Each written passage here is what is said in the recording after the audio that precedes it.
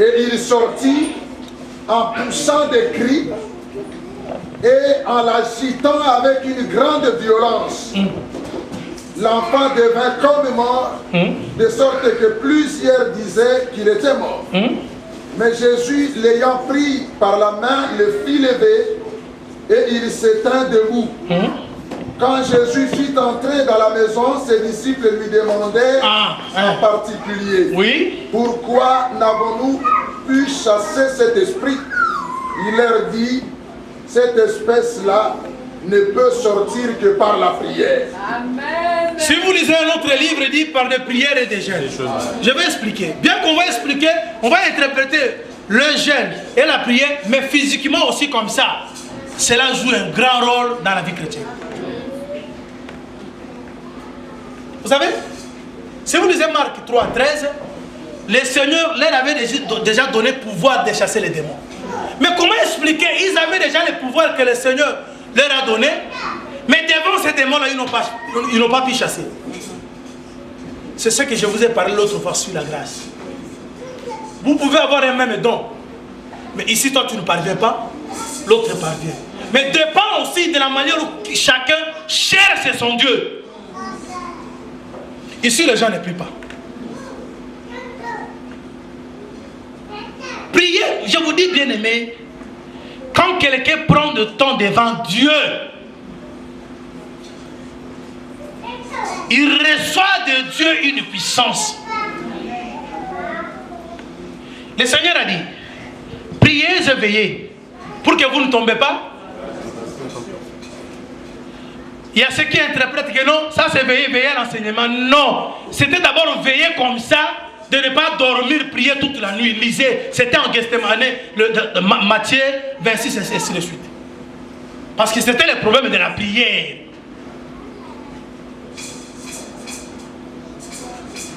Il y a des gens qui ne prient pas. Vous savez bien aimé, laisse-moi vous dire. Vous savez ce que le Seigneur a fait quand ils étaient partis prier avec les apôtres à Gethsemane. Un seul sujet à Salinango de temps. La première fois qu'un seul sujet, à Zogalabi, vous n'avez pas pu veiller avec moi, le fils qui naît. Toi, tu me diras que veiller là, c'est veiller à l'enseignement. Il retourne le même sujet. Il retourne, il est endormi. Il retourne, c'est-à-dire tu peux prendre des temps, mais faisant qu'un seul sujet. Pourquoi ça? Quand tout le monde commence la prière, son intelligence travaille. Il faut que tu arrives à un niveau que l'esprit commence maintenant à te donner des requêtes. Parce qu'il est écrit dans le livre de Romains chapitre 8, si je ne me trompe pas, verset 26. Nous ne savons pas ce que nous pouvons demander. C'est-à-dire, tu ne sauras pas demander. Mais l'esprit peut te guider pour que tu demandes la chose que le Seigneur peut t'accorder. Quand vous prenez le temps en prière, la chair, l'intelligence disparaît, le Seigneur te communique maintenant des paroles qui seraient agréées dans ta prière. On doit prendre du temps. Parce que quand l'homme extérieur diminue, l'homme intérieur fait quoi? C'est ça. Quand on fait des services de jeûne et de prière, on devient plus fort intérieurement. En Israël, quand on partait à la guerre, si on a la lance, on doit avoir des boucliers. C'est-à-dire quoi? Un enfant de Dieu doit se servir des armes offensives et défensives. Une équipe qui ne joue que à la défense ne gagnera pas. Est-ce que vous me comprenez? C'est-à-dire c'est avec l'enseignement que nous nous défendons pour ne pas tomber. Mais pour attaquer les camps de l'ennemi, on doit avoir la vie de la prière. Tu peux être dans ta chambre priant Dieu.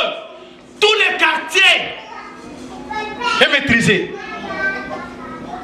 Mais tu peux avoir la connaissance en toi tu tombes dans le péché, mais tout en sachant que non, ce que je fais c'est le péché, mais tu tombes. On doit associer la prière avec l'enseignement pour qu'on soit fort. Les apôtres avaient déjà eu le pouvoir par le Seigneur de chasser les démons, mais ils ne priaient pas. Ils n'ont pu chasser ces démons. La grâce de Dieu, tu peux avoir un don, tu peux avoir le ministère, tu dois prier pour que le Seigneur t'assiste. Quand tu parles, c'est Dieu qui parle à travers toi. Sinon, tu vas commencer à prêcher par l'expérience. Oh, nous ne sommes pas catholiques. Oh yo, on a répété. Non, Dieu donne la nourriture au temps convenable. En prière, le Seigneur peut te dire que non, prêche ceci. Et tu viens, ça touche le cœur des gens. Tout ça pourquoi? La malprésentation de l'évangile. Je vais vous dire une chose. La prière, ça s'enseigne. Je vais vous dire une chose. Peut-être vous serez scandalisés, mais je ne pense pas si vous avez le Saint-Esprit, vous serez scandalisés. Tous les enseignements que nous avons reçus, soi-disant du tout le coup, tout n'était pas mauvais. Voulez-vous que je vous démontre par les Écritures? Je vais les démontrer, parce que c'est pour cela que je suis venu. Si vous lisez Jean chapitre 1er, dans le verset 35e, la Bible dit ceci. Quand Jean était assis, il avait deux disciples avec lui. Il a vu Jésus passer. Voici l'agneau de Dieu. Les disciples ont écouté. Ils ont quitté Jean. Ils ont suivi Jésus. Jésus leur a demandé, que cherchez-vous? Rabbi, où demeures-tu? Ils sont arrivés, ils ont demeuré avec le Seigneur. Les disciples de Jean ont abandonné Jean. Ils ont suivi Jésus. D'accord, c'est bien. Parce que c'est ce qui a toujours été ou notre prédication. Bakanga baba, baye pas la bisobo. Bandi miajan, bakangi baba. Baké pas oui. Nous sommes dans l'évangile éternel. Quel but tout le coup ferme les portes. Bandi baye pas la biso, ça va bailler. Mais arrivé dans Luc chapitre 11 verset 1er, les disciples de Jésus vont dire à Jésus, enseigne-nous comment prier comme Jean a enseigné à ses disciples. Jean qui diminuait, Jésus qui croissait, mais les disciples de Jésus, ils voient que chez Jean, ils ont l'enseignement sur la prière. Je vais vous dire ceci. Tout enseignement qu'on a reçu, soit en catholique, en bim, par-ci par-là, nous sommes qui m'a bêté. Même les camouilles à l'ensemble, parce que Baïbélé va dire qu'on semble dans le groupe de prière. Mais les gens vont dire l'évangile éternel, on les va sembler dans le dos, l'ensemble va se soutenir. Parce qu'ils ont très mal compris l'enseignement. La Bible nous dit d'examiner toutes les choses, de retenir ce qui est bien, on rejette le mauvais. Quand tu fais l'examen, les lois, tu as un problème, vous ne nous donnez rien. Mais habituellement, vous donnez l'argent.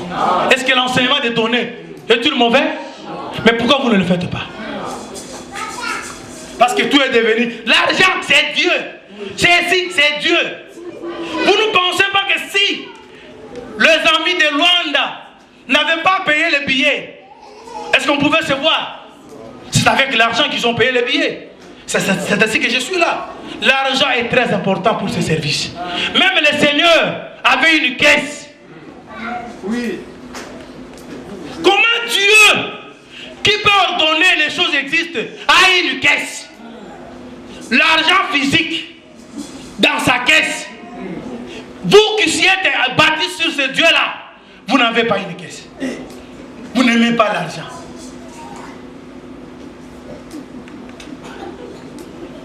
Parce que tout est diabolisé. Mais les disciples de Jésus ont dit non, enseigne-nous à prier comme Jean l'a fait. Vous priez ici, vous voyez un frère de l'Assemblée de Dieu, les gens prient. Il y a Vandi, Akatamanzaka.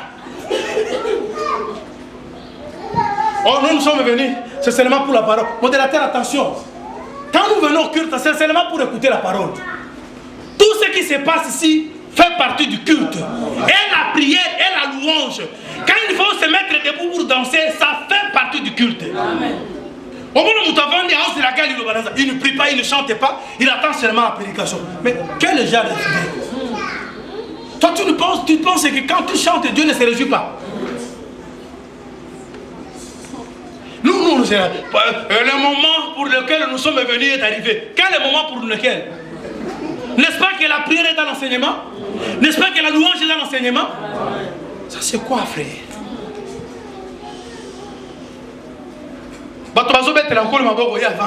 On dirait maboko ya Yesu. Non. Qu'est-ce que ça va comme sur thrombose, paralysie. Bien aimé, nous devons faire attention avec ces dieux. Il nous a créés pour sa gloire.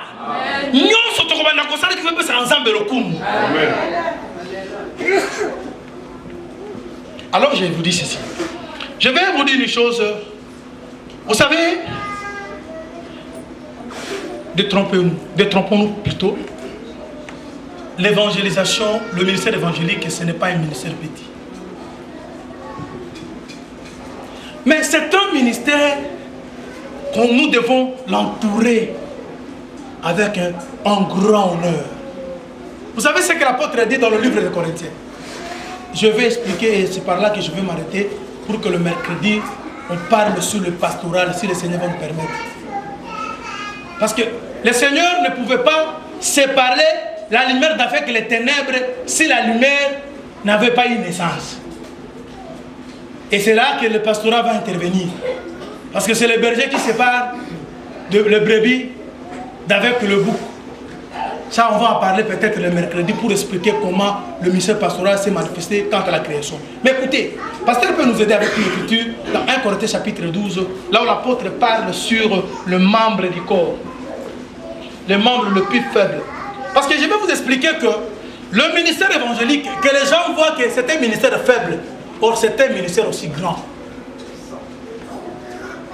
Vous savez, même Dieu, pour sauver l'humanité, il s'est fait faible.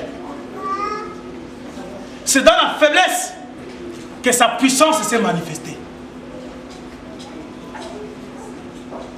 1 Corinthiens 12, je commence à partir de 12. Car comme le corps est un et a plusieurs membres, et comme tous les membres du corps, malgré leur nombre, ne forment qu'un seul corps, ainsi en est-il de Christ. Nous avons tous en effet été baptisés dans un seul esprit pour former un seul corps, soit juif, soit grec, soit esclave, soit libre. Et nous avons été tous abreuvés d'un seul esprit. Ainsi le corps n'est pas un seul membre, mais il est formé de plusieurs membres. Si le pied disait, parce que je ne suis pas une main, je ne suis pas du corps, ne serait-il pas du corps pour autant? Et si l'oreille disait, parce que je ne suis pas un œil, je ne suis pas du corps, ne serait-elle pas du corps pour cela? Si tous les corps étaient œil, où serait l'ouïe? Et s'il était tout ouïe, où serait l'odorat? Mais Dieu a placé maintenant chacun des membres dans le corps comme il a voulu. Si tous étaient un seul membre, où serait le corps? Maintenant donc, il y a plusieurs membres et un seul corps. L'œil ne peut pas dire à la main, je n'ai pas besoin de toi, ni la tête dire aux pieds, je n'ai pas besoin de toi. Mais bien plutôt les membres du corps qui paraissent être les plus faibles, le plus faible, sont nécessaires. En réalité, ces membres-là ne sont pas faibles, mais paraissent être comment? Le plus faible. Je vais toutefois parler du ministère évangélique. Et quand on fait l'œuvre d'un évangéliste, on se fait faible. Vous savez, l'homme de Paul qui n'avait pas le ministère évangélique, mais quand il s'agissait de l'évangélisation, il a dit dans 1 Corinthiens 9, 20, parmi les faibles, j'ai fait quoi? Je me suis fait faible, bien qu'il n'était pas faible. Pour gagner, il donne même la raison qu'il a pris cette attitude. C'est pour gagner que je me suis fait faible. Pour gagner quelqu'un, il faut savoir comment lui apporter la parole. 1 Corinthiens 8, 11 nous dit que l'homme qui est faible, vous savez, la faiblesse c'est quoi? La faiblesse c'est aussi l'ignorance. Parce que si vous lisez 1 Corinthiens 8, vous verrez que l'homme faible c'est la personne qui ignore, qui manque une connaissance quelconque. Bien aimé, je vous dis, enseigner quelqu'un qui est ignorant, c'est différent d'enseigner quelqu'un qui a la connaissance. Celui qui fait un grand travail, je vous donne un exemple, vous avez des enfants avec vous. Les enfants qui ne connaissent même pas comment on compte 1 jusqu'à 10, A jusqu'à Z. Vous les envoyez à l'école pour que quelqu'un puisse leur apprendre ABC. Quand on enseigne devant les petits enfants, c'est un travail grand. Est-ce que l'enseignement me comprend? Parce que vous allez chez un païen qui ne connaît pas Dieu. Il faut que vous donniez à ces païens-là la connaissance que Dieu c'est notre créateur. Il faut s'abaisser. Il faut faire profil bas. C'est ainsi la création, l'homme a dit. C'est l'homme qui quitte, ce n'est pas la femme qui quitte. L'homme quittera son père et sa mère. Il s'attachera. Oh, la femme, c'est un sexe faible. Quand on veut gagner quelqu'un qui est faible, toi qui es dans l'auteur, tu dois descendre. L'enseignement doit commencer le bas vers le haut et non le haut vers le bas. Est-ce que vous savez qu'Adam a été baptisé? Parce que tout mouvement qui fait la réalité, l'ombre doit le répéter. Si la réalité qui est Yoshua Mashiach, Jésus-Christ, a été baptisé, bon, son ombre qui est Adam. Mais il faut que vous ayez l'œil pour que vous voyez comment Adam a eu le baptême. Parce que Adam ne pouvait pas entrer dans le jardin sans qu'il soit né de nouveau. Tout commence par l'évangélisation. Oh, le message d'un évangéliste, ça s'achève par le baptême, qui veut dire la régénération, la nouvelle naissance. L'homme prend décision de s'engager. Il a goûté que le Seigneur est bon. Comme il a goûté, il a le souci maintenant de terminer toute cette nourriture. Quand vous faites goûter à quelqu'un une chose et que cela est bon, cela goûte, il va vous demander d'ajouter. Mais qui fait ce service-là de donner goût aux gens? C'est l'évangéliste. Alors, l'apôtre dit, les membres qui paraissent faibles sont nécessaires et ils sont beaucoup honorés. Oh, la faiblesse, selon Pierre 1, Pierre 3, c'est la femme.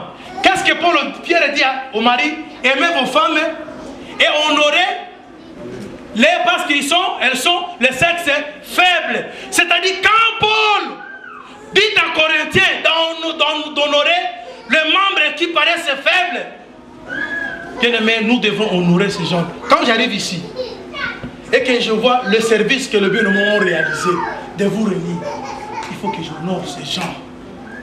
Parce qu'ils ont fait un travail, les gens ont quitté le monde, ils sont maintenant devenus les enfants de Dieu.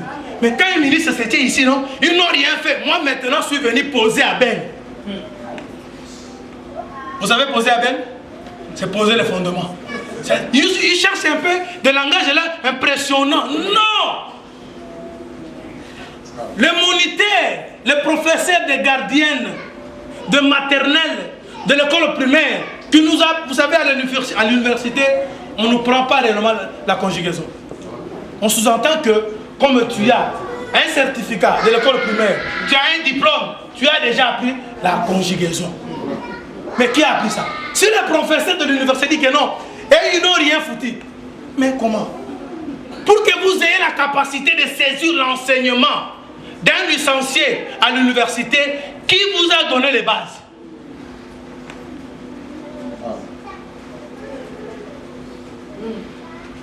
Parce que si vous n'êtes pas converti, comment pourrez-vous vous mettre derrière le pasteur?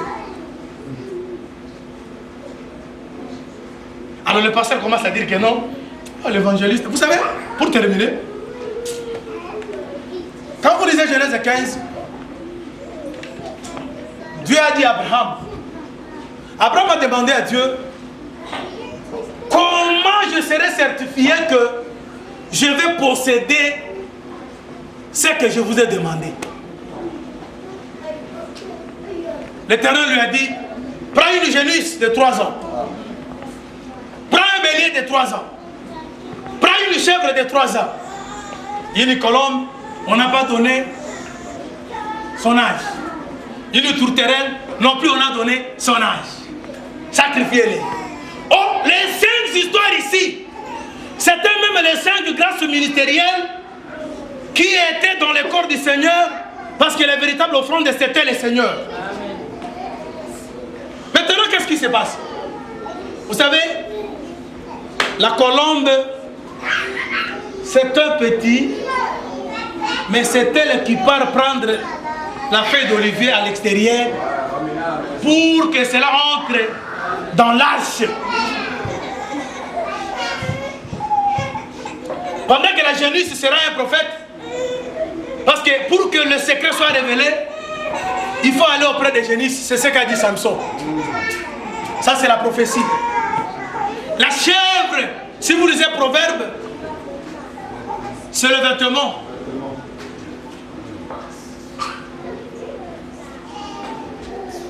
Et le bélier, c'est l'apôtre. Tourterelle, je vais en revenir le mercredi, sera le pasteur. Alors pour aujourd'hui, je vais dire ceci. Évitez cette histoire-là de dire que non, celui-là n'a rien prêché. Moi je pensais qu'il va démontrer ceci, cela. Bien aimé, comme nous sommes assis ici, il n'y a pas seulement les gens qui attendent. Oh, il y a Soazan Goubou. Il y a aussi des personnes qui ont besoin d'une consolation. Il a un problème à la maison. Amen. Amen. Il a quitté sa maison. Quand on exhorte, l'exhortation touche son cœur. Il dit que le Seigneur soit béni. Le Seigneur m'a parlé. Et toi tu commences à dire que non, parce qu'on a exhorté, on n'a pas vraiment enseigné. Mais toutes les grâces viennent de qui? De Dieu. Alors je vous ai, faute de temps, je m'arrête ici. Les questions, s'ils sont là, elles sont là. J'aimerais que cela soit posé. Comme on est en train d'enseigner, nous allons commencer à répondre progressivement par les enseignements, parce que nous aimons les questions. Parmi nous, les questions aident que nous fassions asseoir les choses dans le cœur des gens. Les questions pour nous, ça ne nous trouble pas. Parce que quelqu'un pose une question parce qu'il n'a pas bien compris, il veut une précision. Alors s'il y a des questions, on pose les questions, on enregistre, quand on revient le mercredi, on commence là, on évolue, je crois que c'est comme ça que les choses évoluent. Alors pour aujourd'hui, je m'arrête ici. J'aimerais que, avant de quitter la chair, qu'on fasse la prière. Bien aimé, je vous dis, tel que vous êtes là, si vous fassiez partie du corps du Seigneur, vous avez une grâce, vous avez un don, soit le don est étouffé, est attristé ou comment, il faut que le Seigneur réanime ça.